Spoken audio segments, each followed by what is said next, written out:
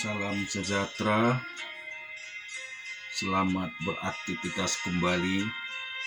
Biar kiranya hari ini lebih baik dari hari kemarin.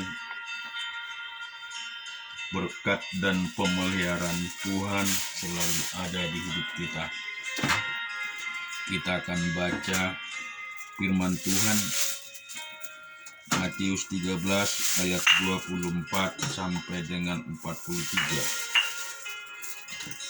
Yesus membentangkan suatu perumpamaan lain lagi kepada mereka. Katanya, hal kerajaan surga itu seumpama orang yang menaburkan benih yang baik di ladangnya.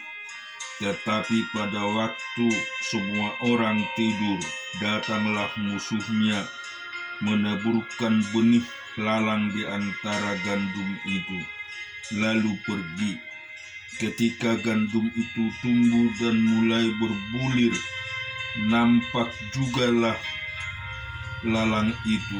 Maka datanglah hamba-hamba tuan ladang itu kepadanya dan berkata, "Tuan, bukankah benih baik yang Tuan taburkan di ladang Tuan?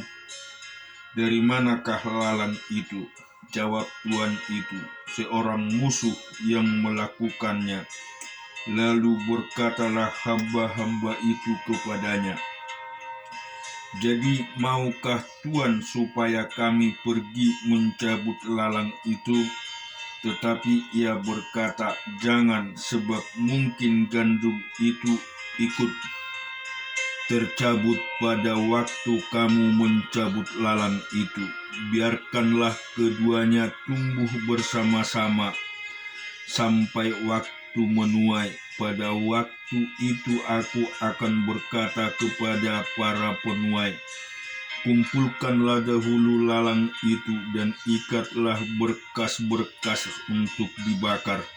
Kemudian kumpulkan gandum itu ke dalam lumbungku."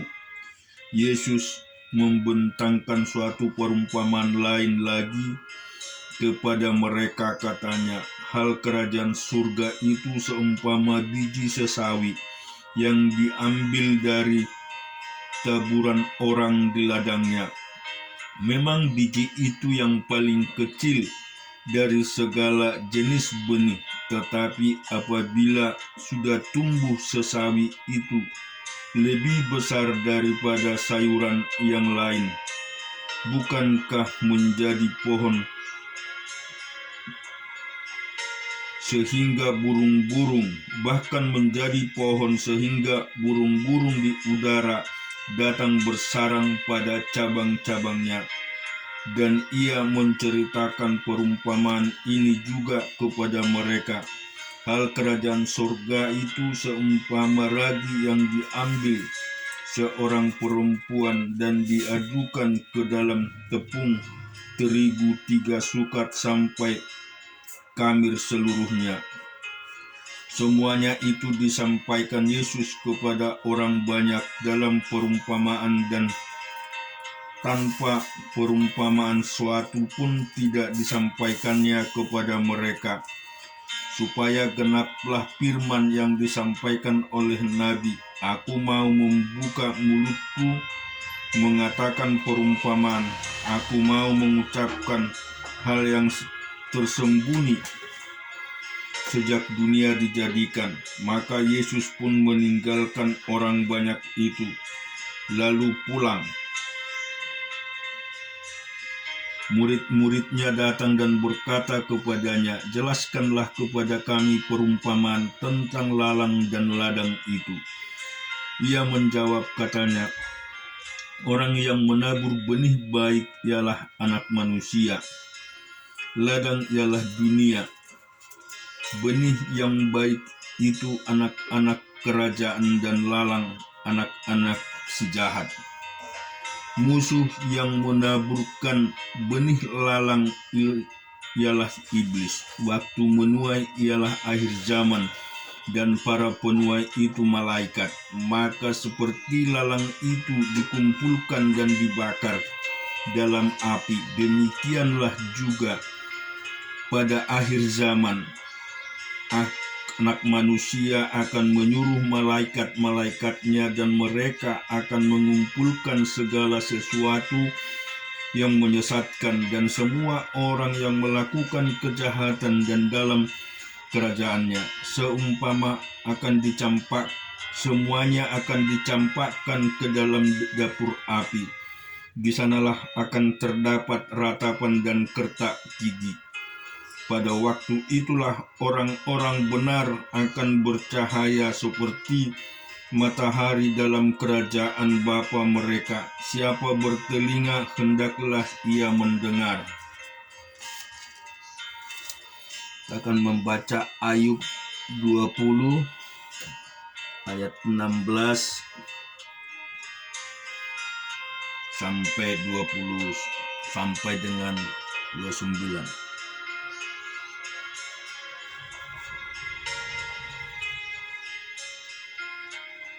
Bisa ular tedung akan diisapnya, ia akan dibunuh oleh lidah ular. Ia tidak boleh melihat batang-batang air dan sungai-sungai yang mengalirkan madu dan dadih. Ia mau mengembalikan apa yang diperolehnya dan tidak mengecapnya. Ia tidak menikmati kekayaan hasil dagangnya, karena ia telah menghancurkan orang miskin dan meninggalkan mereka terlantar. Ia merampas rumah yang tidak dibangunnya. Sesungguhnya ia tidak mengenal ketenangan dalam hatinya, dan ia tidak akan terluput dengan membawa harta bendanya.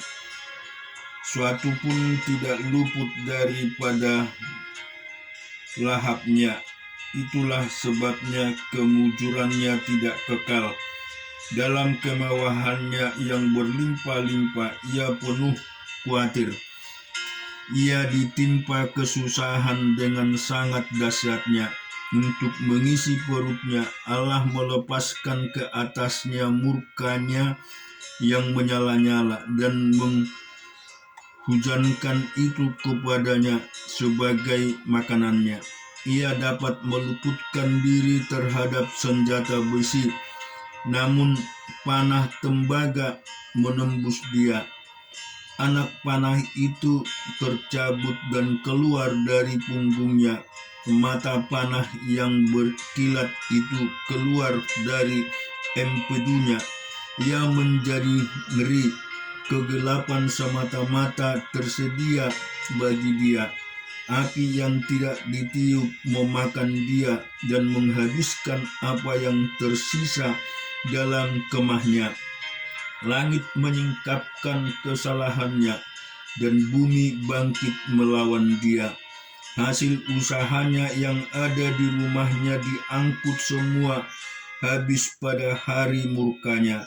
Itulah ganjaran Allah bagi orang fasik, milik pusaka yang dijanjikan Allah kepadanya. Kita akan baca Hakim-Hakim 13 ayat 25 ayat 16 sampai 25.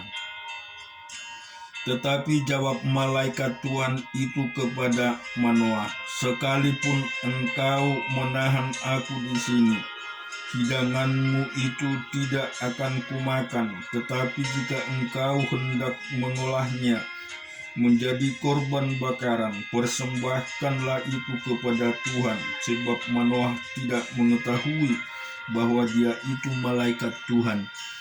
Kemudian berkatalah Manoah kepada malaikat Tuhan itu, siapakah namamu? Sebab apabila terjadi yang kukatakan itu, maka kami hendak memuliakan engkau. Tetapi jawab malaikat Tuhan itu kepadanya, mengapa engkau juga menanyakan namaku? Bukankah nama itu ajaib? Sesudah itu Manoah mengambil seekor anak kambing dan korban sajian, lalu mempersembahkan kepada Tuhan di atas batu. Lalu diperbuatnya keajaiban, sementara Manoah dan istrinya memandanginya. Sedang nyala api itu naik ke langit dari mezbah, maka naiklah malaikat Tuhan dalam nyala api mezbah itu. Ketika Manoah dan istrinya melihat hal itu, sujudlah mereka dengan mukanya sampai ke tanah. Sejak itu malaikat Tuhan tidak lagi menampakkan diri kepada Manoah dan istrinya. Maka tahulah Manoah bahwa dia itu malaikat Tuhan. Berkatalah Manoah kepada istrinya, "Kita pasti mati sebab kita telah melihat Allah." Tetapi jawab istrinya kepadanya, "Seandainya Tuhan hendak membunuh kita, maka tidaklah ia menerima korban bakaran dan korban sajian dari tangan kita, dan tidaklah ia memperlihatkan semuanya itu kepada kita, dan tidaklah ia memperdengarkan hal-hal yang demikian kepada kita pada waktu sekarang ini." Lalu perempuan itu melahirkan seorang anak laki-laki dan memberi nama Simson kepadanya. Anak itu menjadi besar dan Tuhan memberkati dia. Mulailah hatinya digerakkan oleh Roh Tuhan di Mahane dan yang terletak di antara Zora dan Esiton. Kita juga akan baca Keluaran 36 ayat 1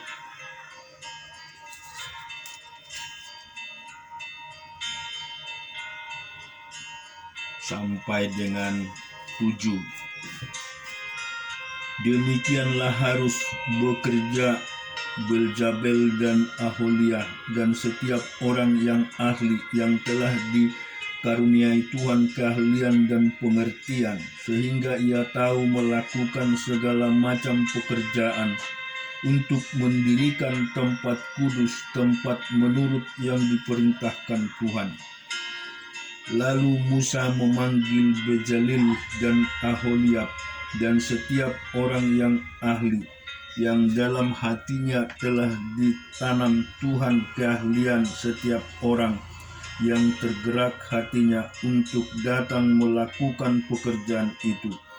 Mereka menerima daripada Musa seluruh persembahan khusus yang telah dibawa oleh orang Israel untuk melaksanakan pekerjaan mendirikan tempat kudus.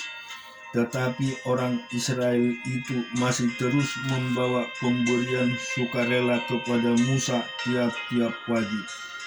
Dan segala hal ahli yang melakukan seluruh pekerjaan untuk tempat kudus itu, datanglah masing-masing dari pekerjaan yang dilakukannya, dan berkata kepada Musa, "Rakyat membawa lebih banyak dari yang diperlukan untuk pekerjaan-pekerjaan yang diperintahkan Tuhan untuk dilakukan."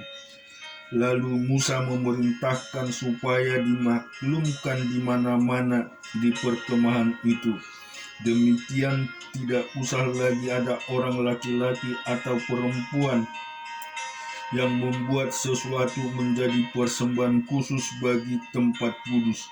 Demikian rakyat itu dicegah membawa persembahan lagi, sebab bahan yang diperlukan mereka telah cukup untuk melakukan segala pekerjaan itu, bahkan berlebihan. Amin. Tuhan memberkati kita semua.